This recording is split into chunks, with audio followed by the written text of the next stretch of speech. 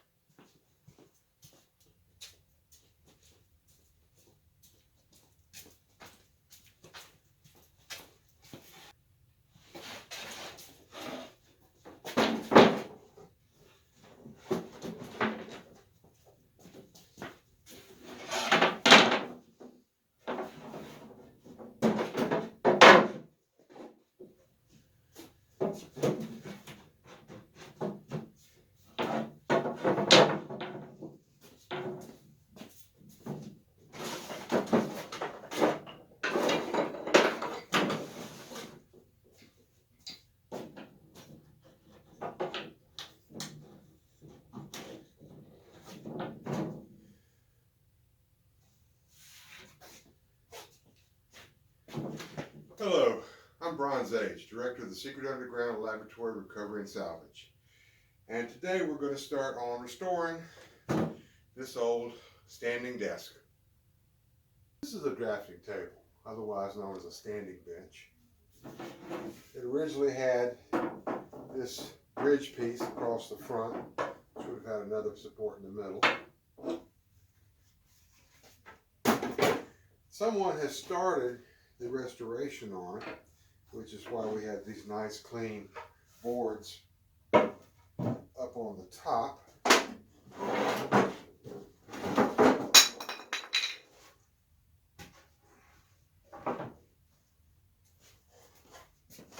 Those drawers are intact. There's a few extra pieces here. We'll have to figure out where they go. I think there's probably something missing.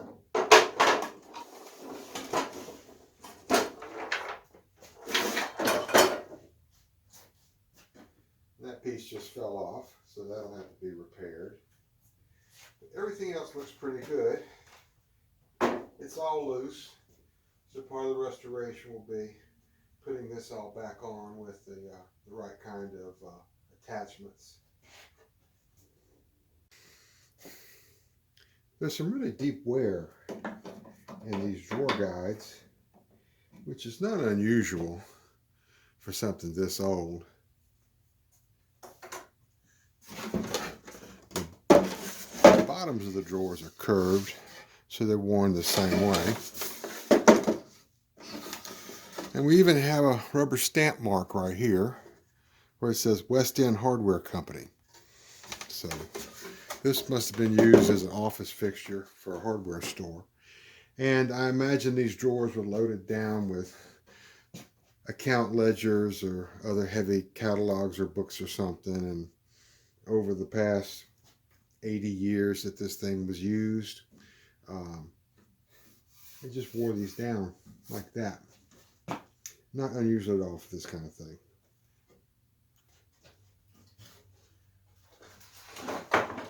We'll put this off to the side. Let's take a close look at the frame and make sure there's nothing needs to be done here. The frame is okay except for being a little wobbly. But we can take care of that with a few turns on these bolts.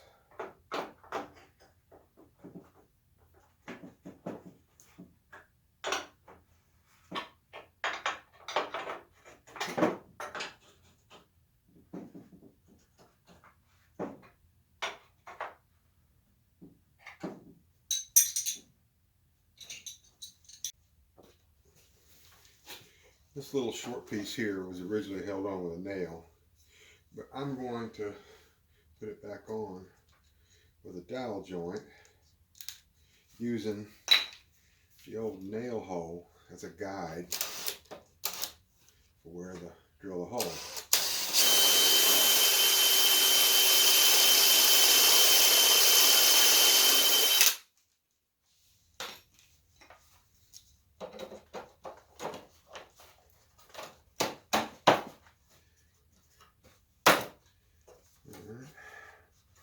That's a good dry fit. A little bit of glue and clamp it down nice and tight, and we'll be ready to move on. Now this is not the best way to do this, because you've got the weight of the drawers pushing down here. All you've got is this tenon joint, and originally just a 6-penny nail holding the whole thing together. So it's not surprising that after 120 years that nail finally gave loose, and the glue had long since lost its hold. The old joke about sending a horse to the glue factory, it's not really that funny, to the horse at least, because the most common glue back before World War II was hide glue.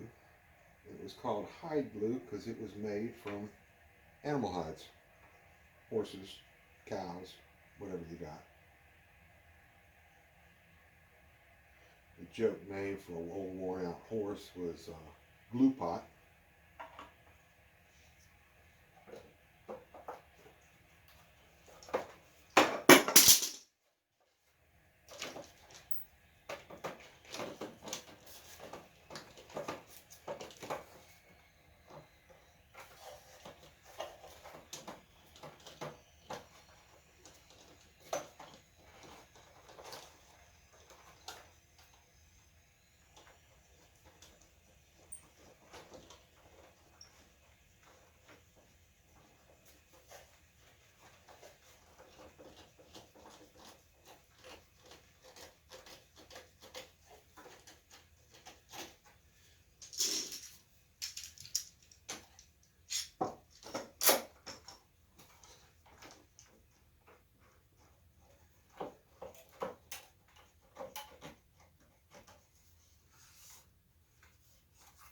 Now the modern glues, like your typical carpenter's wood glue, much better stuff. The old hide glue was an excellent adhesive for holding wood together, but it had a definite life. It was water-based. It could be dissolved by water, so if furniture got damp or if there are humid conditions, it would loosen and weaken, and 40, 50 years, the furniture all falls apart. Another strange design element of this piece is it has these ordinary glue blocks, just little triangular pieces, but it's also got these round ones. Where somebody took a piece like this and just ran it through a bandsaw and sliced off these little sections like that. This is the piece we're going to use for the replacement top. It's made of 3 boards that are edge glued together. It came with the desk. Now these chipped off pieces here, that's the original corner blocks that went in there and glued the old desktop together. And that's another problematic way to do it, because this board is going to want to expand and contract this way. And what that's going to do is constantly put stress on these glue joints. Something's going to give. More than likely what's going to happen is the board is going to split along the edges, and that may be why the top is not here anymore. But we're going to put it back together with a slightly different technique that will allow for the expansion and the contraction of this big slab of oak. You can see the nail holes in the side rail, and what that shows is that even though they had glue blocks here to hold the top down, the nails were used to clamp the top in place until the glue set. Of course, this was in a furniture mill, so they could slap it on there and keep it going. and they didn't have to spend a lot of time with it sitting around in clamps. Well, we've got a lot more time than they did, and so we're not going to use nails or glue blocks like that. What I'm going to do is use a router with this bit to cut a groove in each of these chalk marks, and then we'll fabricate some kind of a wood clamp that will pull the top down onto the frame, keep it nice and snug, but still allow it to expand and contract according to the weather, the temperature, and the humidity, and all the other things that affect wood.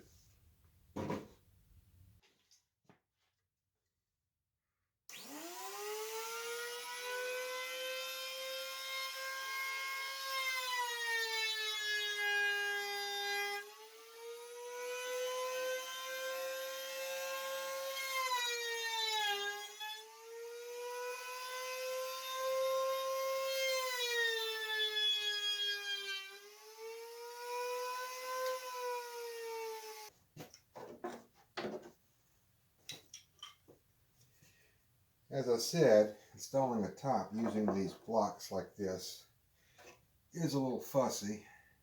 One advantage is a top that you can take on and off many times when you're fitting it. In a job like this, where the top slab was provided and you only get one shot at it, that can't be discounted. Another thing you got to keep track of is which surface is going to be shown when you're done with it. So you make sure it's well protected all the time. And you also make sure that you don't drill all the way through it. And that's a lot easier to do than you might think.